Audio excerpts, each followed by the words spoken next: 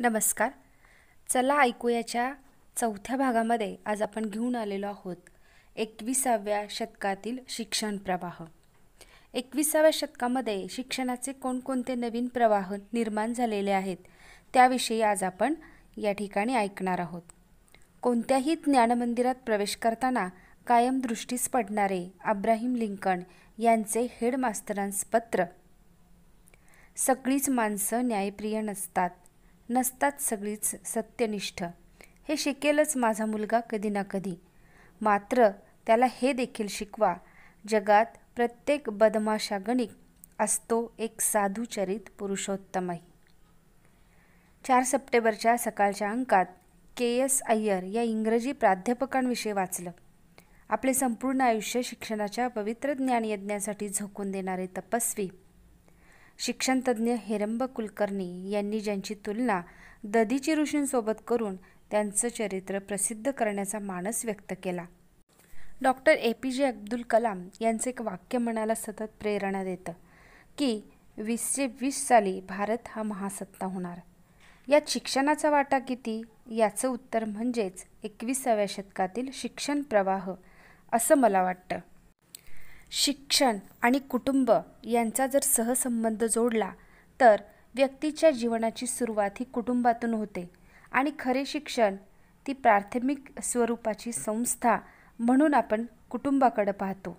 कुटुंबाचं व्यक्तीच्या जीवनातील महत्त्व हे अनन्यसाधारण आहे.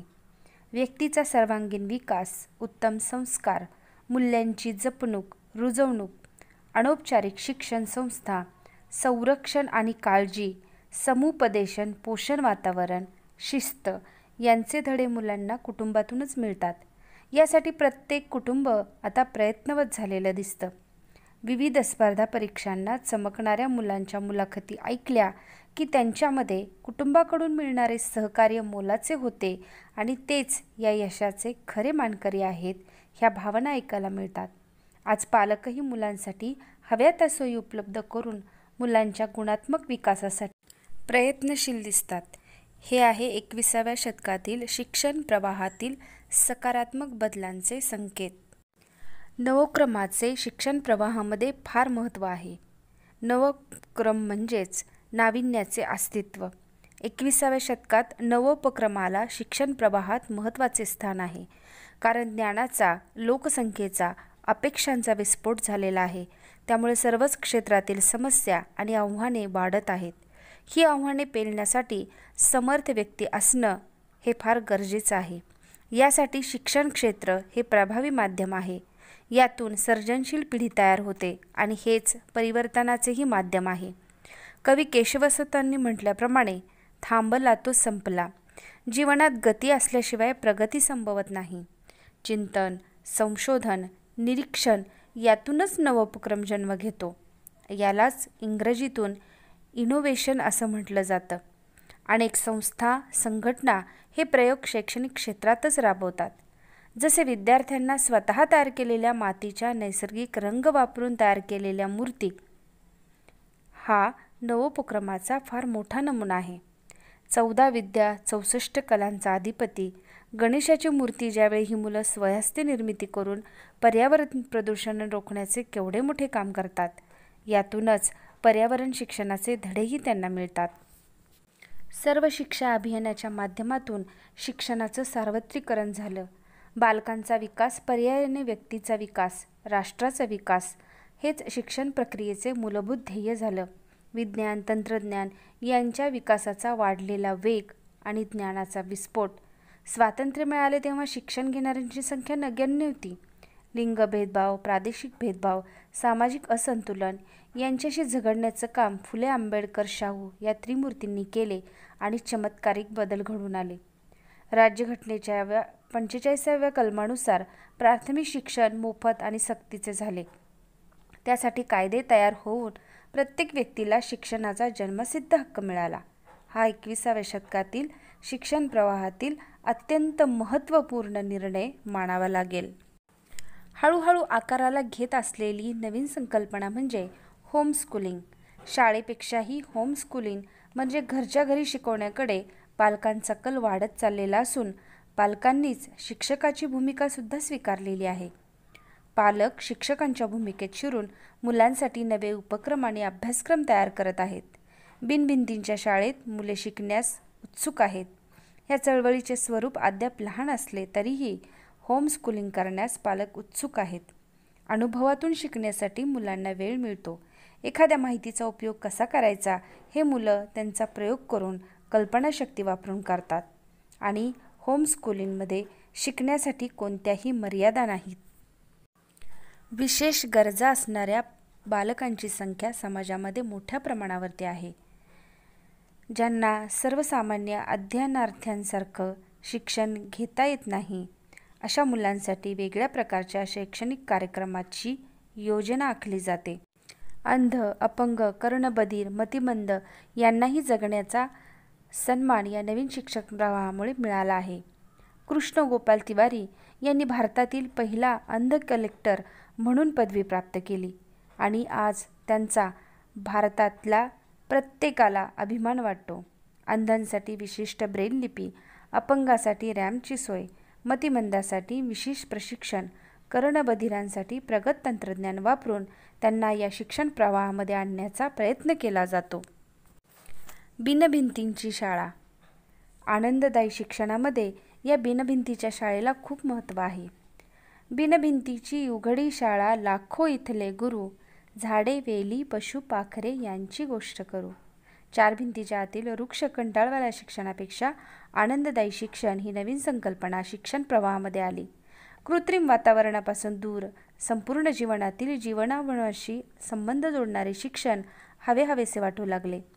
आनंददायी शिक्षण ही नवीन चळवळ झाली आणि एक सुजान मन यातून घडू लागले. यामध्ये आला ज्ञानरचनावाद, डिजिटल क्लासरूम, विविध कलांचे शिक्षण, आवडत्या क्रीडा प्रकारातील शिक्षण, ज्याला मॉडर्न भाषेत आपण क्लब म्हणतो. नुकतीच रिओ या ठिकाणी ऑलिम्पिक स्पर्धा पार पडली. त्यातील क्रीडा प्रकार आपण पाहिले. त्यामध्ये भारताचे प्रतिनिधित्व त्यांनीच केले जे लहानपणापासून त्या क्रीडा प्रकाराचे प्रशिक्षण घेत होते. शिक्षण प्रवाह हा वेगाने पुढे जात गेला आणि याच्यामध्ये महत्त्वाचा भाग आहे तो म्हणजे तंत्रज्ञान. E learning, am learning. E learning म्हणजे संगणकाद्वारेचं शिक्षण आणि एम लर्निंग म्हणजे मोबाईल, स्मार्टफोनद्वारे देण्यात येणारे शिक्षण. यामध्ये मोबाईलच्या सकारात्मक वापरामुळे शिक्षण क्षेत्रात अनेक बदल घडत आहेत. स्मार्टफोनमध्ये उपलब्ध असणाऱ्या अनेक फंक्शन आपल्याला विविध कामासाठी उपयोगी पडतात. अध्यापनातील त्यांच्या वापराने एक नवीन शिक्षण प्रवाह तयार झाला आहे.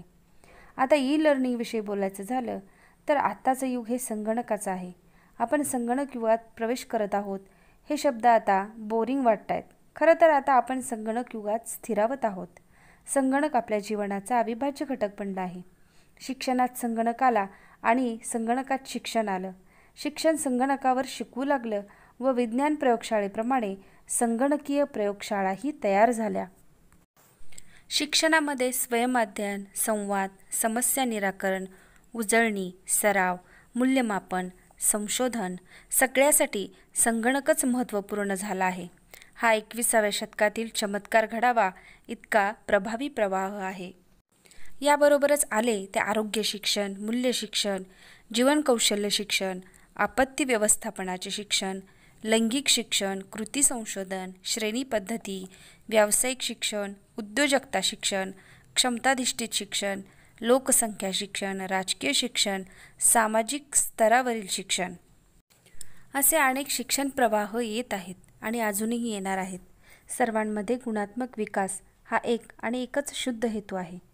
पण तरीही कुठंतरी काहीतरी चुकतंय का? कोपर्डीसारख्या प्रकरणांनी अंग थरथरतं.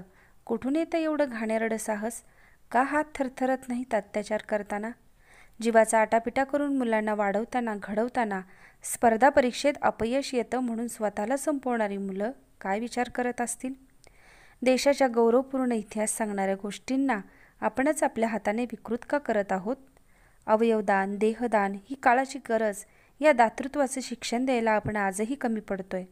शाळा, कॉलेज या समाजाची छोटी प्रतिकृती आहे. जॉन ड्यूई यांचं हे वाक्य समाज गतिशील आहे मग शाळा कॉलेज साचेबंद का? त्यांनी ही कामं करायला नकोत? नाविन्याचा स्वीकार करायला हवा, तरच बदल घडतील व अब्दुल कलामांचे स्वप्न पूर्ण व्हायला नक्कीच मदत होईल. कवी रवींद्रनाथ टागोरांची एक बंगाली कविता मराठीत भाषांतर करून सांगते. मावळतीला जाताना सूर्याने प्रश्न केला, माझ्यानंतर या जगाला प्रकाश देण्याचं काम कोण करील? तेव्हा एक चिंटुकली पंथी पुढे येऊन म्हणाली, प्रभो, माझ्याकडून जितकं होईल तितकं मी करेल. ही आहे या पंथीची दुर्दम्य इच्छाशक्ती. प्रत्येकाने ही पंथी होऊन या राष्ट्र उभारणीला सहाय्य करणं गरजेचं आहे. कारण हे राष्ट्रदेवतांचे, हे राष्ट्रप्रेषितांचे चंद्र सूर्य नांदो स्वातंत्र्य भारताचे. देशाची आर्थिक, सामाजिक, सांस्कृतिक प्रगती ही सर्वार्थाने शिक्षणावरच अवलंबून आहे. आजपर्यंत वैयक्तिक आणि सामाजिक क्षेत्रात ज्यांना यश मिळालं त्यांच्या मागे त्यांचे निस्वार्थी विचार होते. कोणत्याही कार्याच्या यशस्वीतेसाठी त्यामागील विचारांची बैठक महत्त्वाची असते. खेळाडू खेळतात, जिंकतात, पण अगदी मोजकेच जण खेळाच्या निमित्ताने अनोखी छाप उमटवतात. अडथळ्यांची शर्यत पार करून विक्रमाची शिखरं सर करतात. त्यांचा खेळ त्यांचं जगणं होतं. निष्ठा, सातत्य आणि सर्वोत्तमाचा ध्यास ही विशेषणं त्यांच्या नावाची ओळख होतात. नैसर्गिक प्रतिभेला अविरत मेहनतीची जोड दिल्यास अनेक चमत्कार घडतात. आणि हे असे चमत्कार आपल्याला करायचे आहेत. या विविध बदलणाऱ्या शिक्षण प्रवाहामध्ये आपल्याला पुन्हा एकदा उभं राहायचं आहे आणि स्वतःमध्ये देखील बदल घडवून आणायचा आहे. धन्यवाद.